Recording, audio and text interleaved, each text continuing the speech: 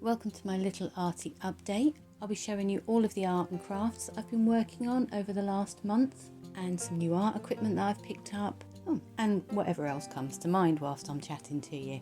So I've got lots and lots to show you this week, so I will start as usual with the art and then I'll move on to the craft at the end. So before I start with my sketchbook flip through, I'll just talk a little bit about all the new equipment that I've picked up this month. If you were watching last month, you may know that I was running out of all my colours, and I've picked up 3 different packs of gel pens just from the supermarket, from Hobbycraft, and my usual glitter doodles.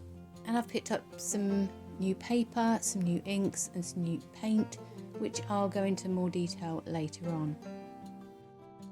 So let's start with my sketchbook as always. And if you'd rather, you can use the timestamps in the video description just to jump around to watch whichever part you want to watch. Totally fine with me. So we're on page 38 of book 12 at the minute, and here I am trying out my new Rowney inks. I will talk more about these inks later on, but this was the first picture that I did trying them out. So this pattern is a rework of one that I did earlier in my sketchbook that I showed you last month. When I was working on this design last month, I knew that this pattern would work really well with ink, but all my inks were running out. So now I've got some new inks, yay! I thought I'd try them out with this picture. I used the Pearlescent ink on this one, and I used it at full strength and diluted, and I loved it. I loved it. These colours, they really work for me. But yeah, I'll talk to you more about the inks later on. So page 39, I did another variation, and this time I used the diluted Rowney ink and my Pebeo acrylic paint. This was the first picture that I did using the acrylic paint, and what I found was it was really thick and gloopy. But again, as with the Rowney inks, I will discuss this in more detail later on in the video if you're interested. All of the lines on this one, I just used my Uni-pin pen. Again, I was just really trying to get to grips with it. I didn't use the Uni-pin for the filled in black areas, I just used my gel pen for that because the Uni-pin just doesn't fill in large areas very well. So this one is me developing a drawing that I did on page 32 of this sketchbook, and I'm using my dragonfly templates that I made in book 7 when I first started drawing these dragonflies. Now I've got a range of these dragonfly templates. I basically just traced around my original dragonfly drawings because I do find it quite difficult to get the wings exactly even. So I thought having a little template that I traced off my original drawings would really help, and it has. I'm thinking about putting up these dragonfly templates as a download so that if you want to have a go at drawing some of these dragonflies, you can. If you would be interested in that, do let me know in the comments below, and I'll sort out a PDF download that you can just print out and cut out and then use for your own drawings. On this one I was using the Rowney inks. I diluted them to various different strengths, and I quite like this actually. I had a little bit of issue with the ink running, which doesn't normally happen. I think I just got too much water on my brush. I am absolutely in love with this Pearlescent ink. It just adds a really lovely little shimmer onto the page. So the reason I'm revisiting these dragonflies is because I've decided to go through all of my sketchbooks and rework any designs that I felt needed a bit more work. Now in book 7 I'd drawn all these dragonflies, but I couldn't come up with a good background. And over the course of the last year I've learnt some new patterns, I've learnt some new techniques, and I felt that it was time to kind of try and integrate the new things that I've learned. So this is where this is coming from. And I was using the Rowney inks for this one, and I love the way that the Pearlescent ink just brings out a little shimmer on the page. So again, I was using my dragonfly templates on this one, and for this one I used my Inktense pencils and paper palette because I needed a little bit of extra footage for my Inktense review video, so that was the intention behind this one. Not totally happy with the layout, but as a concept it works. It's almost there in my eyes. I'm perfectly happy with it, don't get me wrong. I just feel that it needs a little bit something more.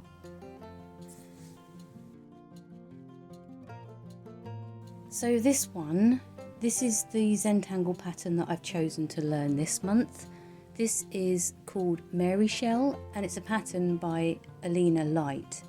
So I really haven't done this pattern any justice, and I didn't have the step-by-step instructions when I saw it. I just tried to copy it freehand and I was drawing it completely wrong, but I kind of like the concept behind it. Again, I was using my Inktense pencils on a paper palette. I love this colour combination.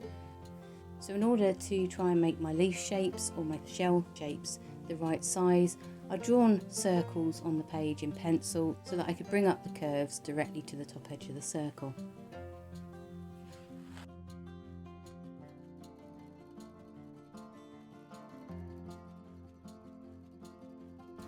I tried again, and this time I tried to turn them into leaves and flowers. But what happened when I was doing this one was I thought, oh, they look a bit like butterfly wings.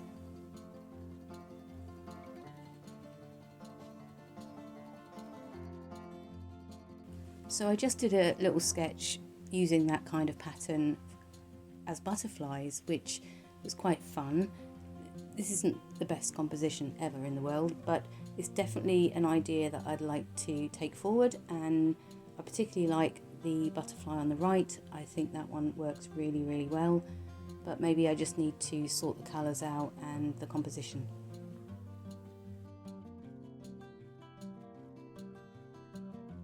So looking back at book 7, where I drew some amoeba patterns out, I love doing these. These are just so easy to do. They take no real thought at all.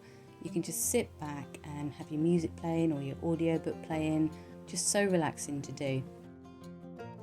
So what I was doing here was I was pulling out some patterns that I'd drawn last month on page 34, where I was just working through a range of patterns to use in future designs, and here we are with the future design. I just used a felt tip pen for the colour, just for the little splash of colour. I've got no problem with using felt tip pens in my sketchbook. I think they're a very cheap, easy and quick colouring medium to use in your sketchbook, just for throwing about ideas. So again, with these kind of cells or amoeba designs, on this one I was using the Pebeo acrylic paint again. It was too watery in this one, but I love the vibrancy of this picture, and yeah, I think I'm going to redo this one in a variety of different colours. Yeah, I really love this one. There's just something boom out the page at you. The patterns that I've chosen really do work together, and the vibrancy of that orange on the page is just, woo! Yeah, I quite like that one. Less so this one. I was using the Daily Rowney ink on this one. This is just a standard ink. I had diluted it.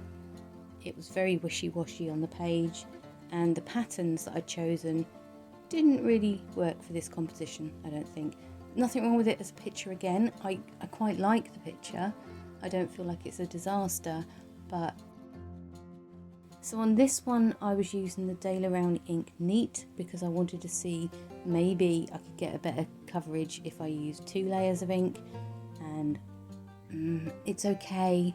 The whole page is a bit dull to me. There's not enough interest, there's nothing drawing me in, and the colours and the ink, well, I wasn't particularly happy with it either. I just think the ink's a bit too dark when I put 2 coats on. So I didn't put 2 coats on these bottom ones, but I did do 2 coats on the top one. So from time to time, it's just nice to do some straightforward neurographic style art. Some of you will know that I've been dealing with a lot of autoimmune stuff, and I've been dealing with a lot of fatigue over the last 2 years. And sometimes this is all I want to do. I just want to draw some circles, some lines, colour it in, nothing complicated, just do it. So I did that one on a particularly bad day. Right, this one, right, I need to pause here to just explain how I came to this picture. So sometimes I start recording a video and things don't go to plan. Usually if it's just in my sketchbook and it's a random picture, I'll just carry on and I'll just go with it. But if I'm doing it for a full process video, I want to show you the flow of the picture, and sometimes the ink smudges and I'm not happy, or sometimes my lines go a bit wobbly and I'm not happy. So I don't usually try and hide this sort of stuff from you, but when I'm doing a full process video, the idea is I'm doing it on good quality paper and I'm doing it with the right art equipment, and I'm trying for myself to create a good picture, one that I would be happy to put up on my wall. That hasn't really happened yet, but you know, I'm trying. So when something goes wrong when I'm recording a full process video, what I tend to do is put that sheet to one side and then I'll come back to it later and rework it. So this picture here started off as a reject. The pens weren't working well on the paper, more on that later. So I reworked it the best I could, and what happened was, instead of completing all the circles like the original design that I was intending on doing, what happened was I started creating some part circles and shapes and forms, which actually I really loved. I loved the way it was turning out. It was kind of like a happy accident. So I've continued working with this idea. This one here I did record as a full process video, but I forgot to set the focus on the last half, so that isn't going to get seen. But what I'll do is I'll pop the start of that video at the end of this video as I'm talking through my life update. So yeah, this was a whole new way of coming up with patterns, and I've become a little bit obsessed with this. One of the things I love about the neurographic and the Zentangle style art is that you basically start by trying to create some sections, and then you fill in those sections in a way that's aesthetically pleasing. Well, intended to be aesthetically pleasing.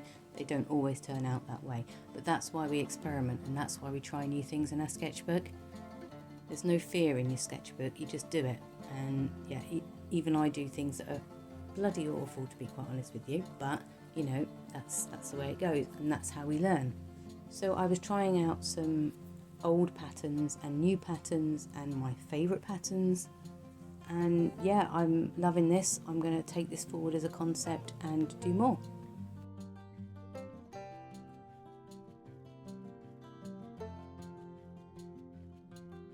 This page I haven't finished yet, it's a work in progress. I started it yesterday and I haven't got around to finishing it, so I will finish that later on today. And then I have only got 7 pages left in this sketchbook, so it's quite likely in about a week to 10 days time I will publish the full sketchbook flip through for book 12. Yay! Another one! I have honestly learnt so much about art over the last 18 months.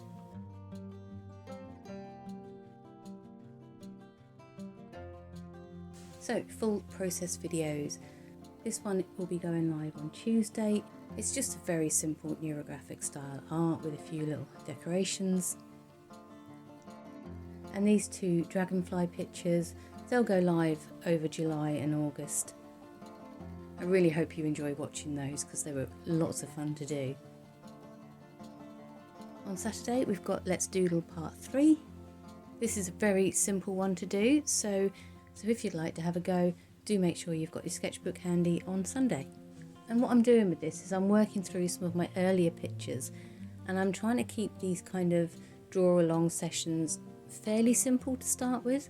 I'm quite sure they will get a little bit more complex in time, but what I thought I'd do is start with the simpler pictures because that's how I've got to where I am now, and I'd love to think in a year's time I'll be even more advanced from where I am now, because I do very much think that this doodling is very much a process, and the more you do the simple things, the easier it becomes to do the more complex things.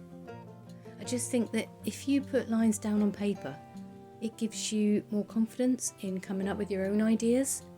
I still mess up, I'm still learning, and I don't for a minute think that I'm a master of this. But I think that's a benefit. I think the benefit of sharing my journey through this Let's Doodle series is that I'm coming at it from a beginner's perspective. And when you see someone who's been doing something for 10, 15 years, they make it look so simple. and it's easy to get disheartened very early on. So that's why I'm trying to keep these Let's Doodle patterns quite simple. Like I said, I might throw in a slightly more complex one from time to time, but I will talk you through it and have a little natter along the way.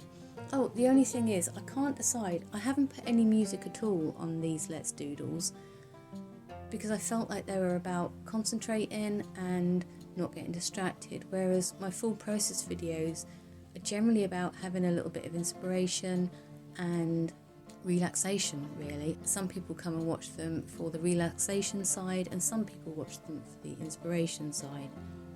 Anyway, do let me know if you've had a go at any of those. I'd be really interested to see how you got on. You can tag me on Instagram or private message me via Instagram, or you can use this new community page part if you want to.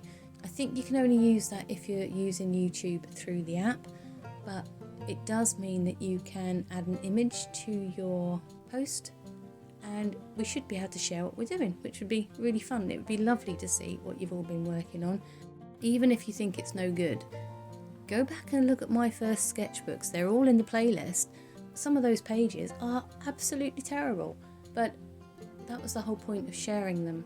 That was the whole point of sharing this complete journey, is that you can see if your pictures are not as good as you'd hope they'd be.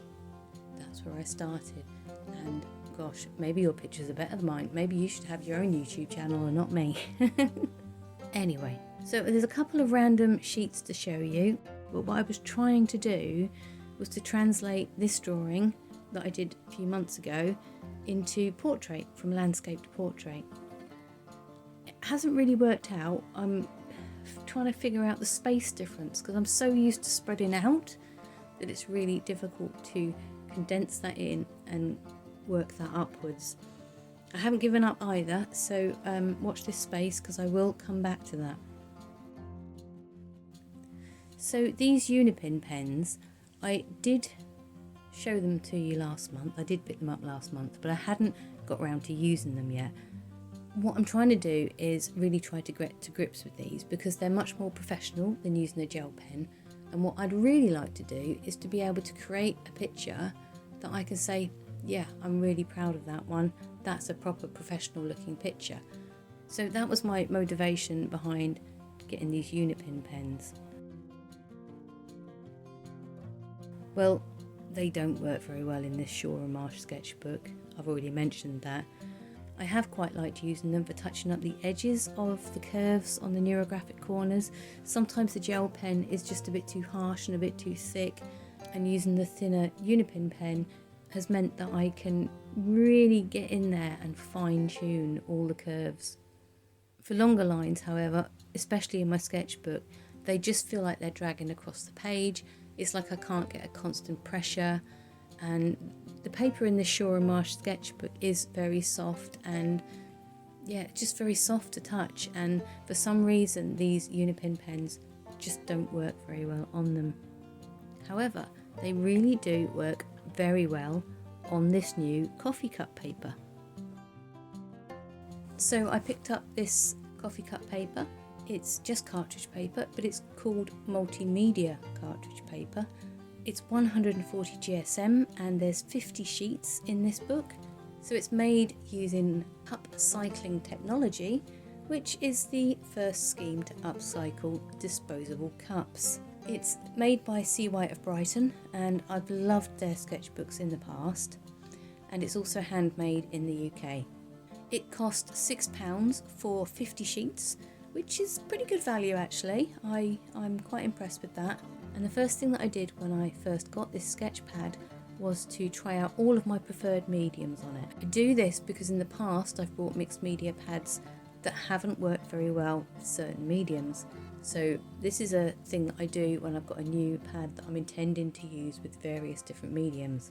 Everything seemed to be fine, so that's good, that's positive. It tears really easily from the pad, unlike my other pad of cartridge paper where I'm always getting a jagged edge where it's stuck to the glue, but this comes out very nicely. It's a lot smoother than the cartridge paper in my sketchbook. I've already said my sketchbook paper is really soft, and this is a lot harder. It just feels a lot harder. I can't really explain why. So the only downside to this cup cycle paper is that it doesn't work very well with my gel pens. I've been raving on about using cartridge paper and gel pens for about a year now. I've never had a problem, and this is an absolute disaster for me because I love my gel pens. What happens is, I think because the paper texture is very different, like I said, it's harder and yeah, it just feels flatter. I think the gel ink is taking a lot longer to dry on the page, and what that has led to is a lot of smudging. Like, normally I get a little bit of smudging if I work too quickly around my page, but this is taking the mickey, honestly. I'd drawn a line half an hour ago, gone and made a cup of tea, came back, smudged. It like just sits there on top of the page. So that was really annoying. So the other issue that I found with this cartridge paper, this cup cartridge paper, is that sometimes the gel pens don't want to play ball and the ink just doesn't flow over the page. This has caused a few rejects of my drawings until I figured out that I could only really use the Uni-pin pens. And I think what it is, it's where I've been laying my hand on the page, the gel pen then doesn't want to run across the page. I don't know for sure, I don't know. That's the only possibility I can think of, because it just seems that on certain areas of the paper, the ink just doesn't flow across the page. It just starts and stops and staggers. It's pretty blimmin' horrible.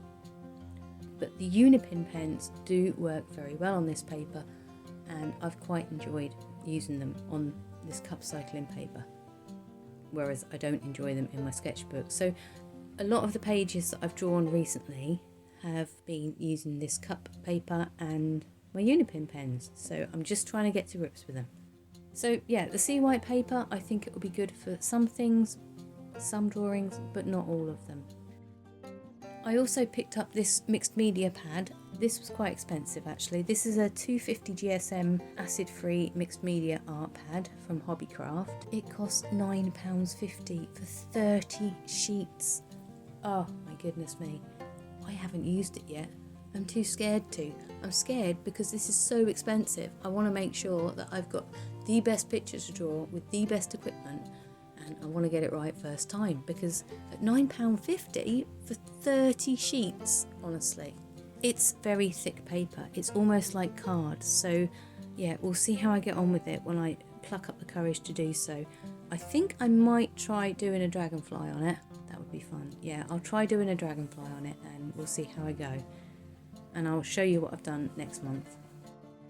So these Pebeo acrylic paints, I didn't even know they did acrylic paints.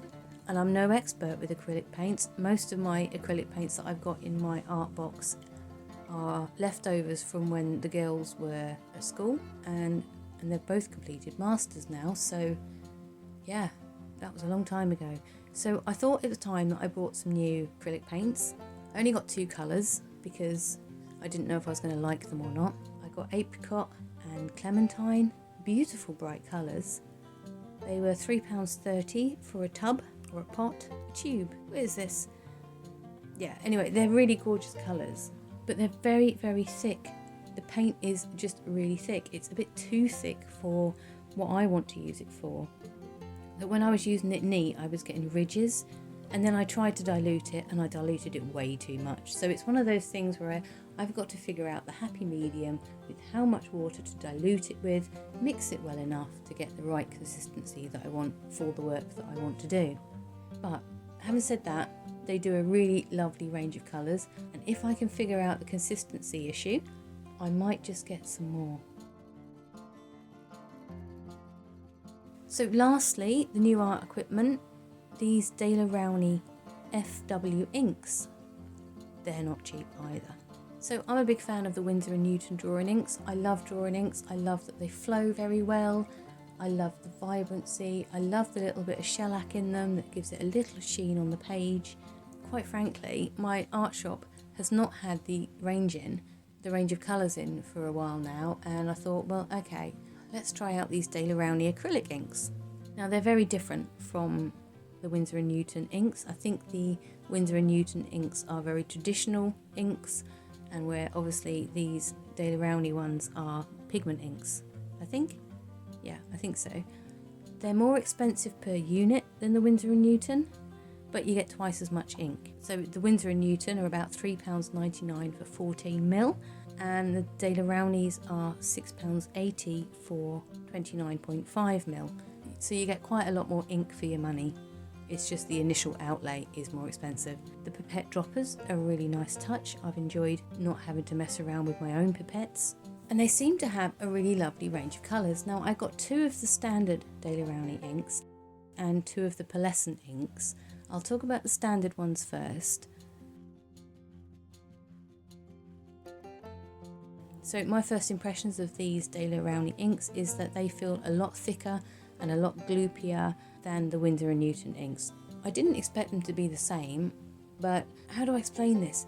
These Daler Rowney inks are a bit less of a stock and more like a gravy, if that makes sense. You know, a stock is quite runny and a gravy should be nice and thick. So yeah, these feel more like a gravy.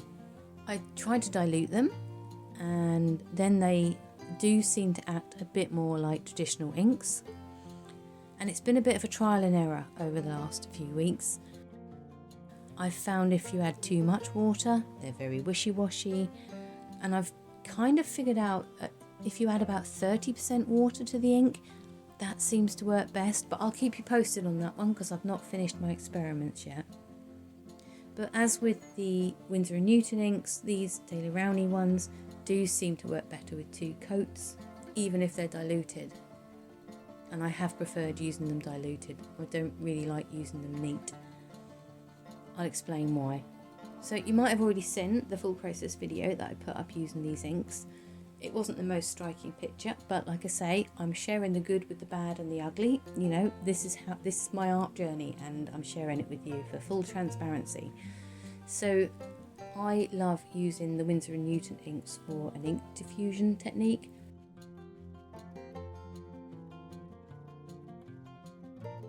But these Daler Rowney inks are awful, absolutely awful. If you put the ink down neat, it just really doesn't spread, even when the page is quite wet. If you watch the full process that I put up the other week, you'll see that I had to manipulate the full strength ink with a very wet brush, and you know, that kind of misses the point of the whole exercise that I was trying to do on that day. But yeah, these are my rejects. I tried it out on the cartridge paper and on 2 different types of watercolour paper, and this is what happened. Absolutely awful. These sheets won't go to waste, they'll go on my rework pile, and that's the pile that I reach for and I just doodle on in between pages in my sketchbook. The Pearlescent inks, however, oh my goodness me, I'm so excited by these. I love these so much. They have a fairly limited range of colours for these Pearlescent inks. I've picked up 2 and already they're, as you've seen, they're bringing in a really lovely gentle shimmer on my dragonflies, and I'm super excited by these Pearlescent inks that I will probably end up getting the full range at some point because, well, you know me, I like a little bit of metallic glitter on my pictures just as finishing touches. And yeah, so yeah, I love these. Even diluted, they're really lovely as well. So what else have I been getting up to? Oh, as if that wasn't enough. There's been a lot of preparation for my daughter's wedding. I have been cutting petals.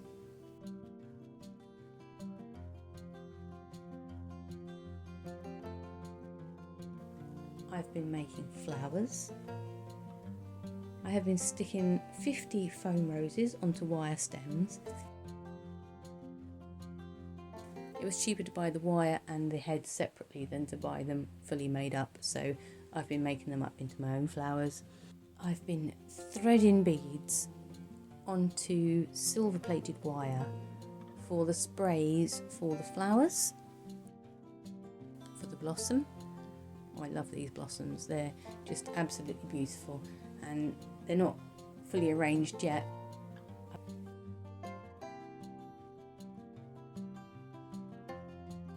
English roses, Novella roses, tea roses, buds. But I have to be honest with you, I haven't made all of these flowers myself. I've had a few extra pairs of hands with some of this wedding preparation, so I can't take all of the credit. And what it's taught me is that even though I've done all these tutorials for the flowers, that actually learning how to make these flowers for a complete novice can be quite difficult. So if you feel like you want to have a go at making any of the roses or the flowers that I've put tutorials up for, be patient with yourself and be kind, and give yourself at least 3 or 4 roses before you expect to come up with the perfect rose, because it is a technique and it is fiddly and it is all fingers and thumbs. And I spent 8 years perfecting this technique, and I would be making dozens of these roses every single day, so it's kind of second nature to me. And this is the whole point I've been making about the Let's Doodle videos, is that when somebody is really good at what they do, they forget how difficult it is for a beginner to learn how to do something. So that's been a real eye-opener for me. So if you do have a go at making these flowers and you hit any problems, do let me know, and if I can help with any extra advice along the way, I would be very, very glad to. So yes, we've got flowers, we've got blossom.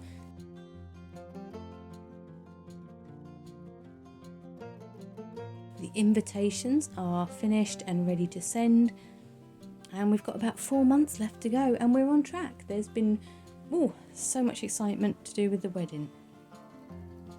So as promised, here's the video from the full process that I forgot to set the focus on at the end, and I'll just have a little chat with you about everything else that's going on in my life. So this month hasn't been too bad. I've got an awful lot done.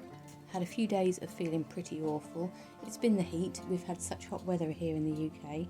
You know, I shouldn't complain about it really, but it did seem to kickstart a bit of a flare up in me, and my knees have been hurting. I've been struggling to walk down the stairs, which is awful actually. I don't know if any of you are dealing with any autoimmune conditions or have health issues which, you know, affect you on a day-to-day basis, but yeah, it's horrible. It's horrible that you cannot do the things that you need to do or want to do.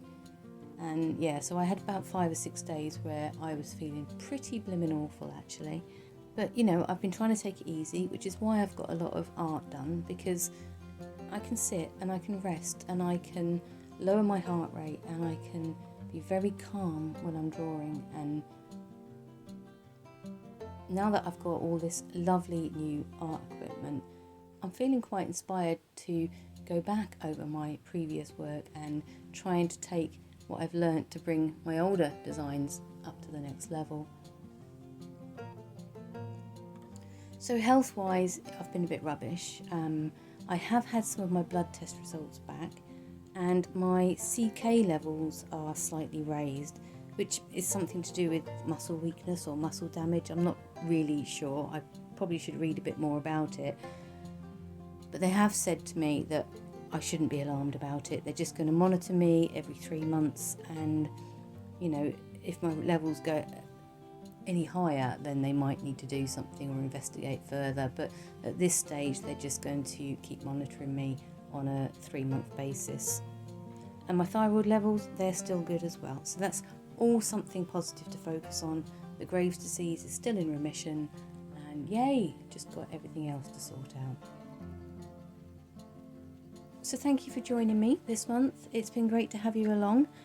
Do leave me a comment below to let me know that you dropped by. So yeah, until next month, there will be a full process video every Tuesday, a Let's Doodle every 2 weeks, and scattered around in there I will try to pop up some other content as well. So until next time, I hope you have a lovely start to summer, and I'll catch up with you again soon.